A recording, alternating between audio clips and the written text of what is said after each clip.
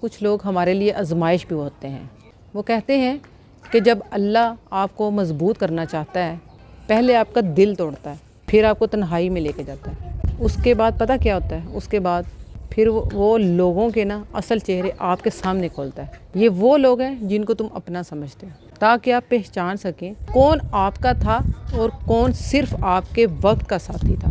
یہ ساری چیزیں ہوتی ہیں تو پھر وہ آہستہ آہستہ آپ کو دنیا کی جھوٹی محبتوں سے بے نیاز کرتا ہے۔ جو خلا دل میں بنتا ہے وہ خلا پھر اللہ اپنی محبت سے بھر دیتا ہے۔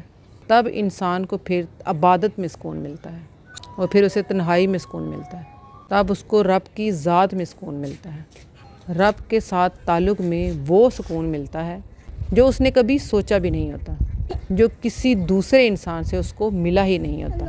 اصل حقیقت یہ ہے کہ دنیا کی محبت عارضی ہوتی ہے، وقت کے ساتھ بدل جاتی ہے، لیکن اللہ کی محبت کبھی نہیں بدلتی۔ انسانوں سے جڑی جو امیدیں ہوتی ہیں وہ ایک نہ ایک دن ختم ہو جاتی ہیں، لیکن دل ٹوٹتا بھی ہے اور انسان کو درد ہوتا ہے، اور یہی درد انسان کو سچ کی طرف لے کے جاتا ہے کہ مستقل جو سکون ہے وہ صرف آپ کو اللہ کے پاس ملے گا۔ جب دل لوگوں سے ہٹ کرنا اللہ کی طرف جڑ جاتا ہے انسان پھر اندر سے مضبوط ہوتا ہے۔ پھر کسی کے ساتھ یا کسی کے بغیر رہنے میں پھر کوئی مشکل نہیں ہوتی۔ اسی لیے میں کہتی ہوں کہ آپ کی زندگی میں کوئی ایسا شخص نکل گیا ہے، اگر کسی نے آپ کو چھوڑ دیا ہے، تو کسی نے اگر آپ کو تکلیف دی ہے، اس کو نقصان نہ سمجھا کریں ہمیشہ، بلکہ اللہ تعالیٰ کی طرف سے حفاظت سمجھا کریں۔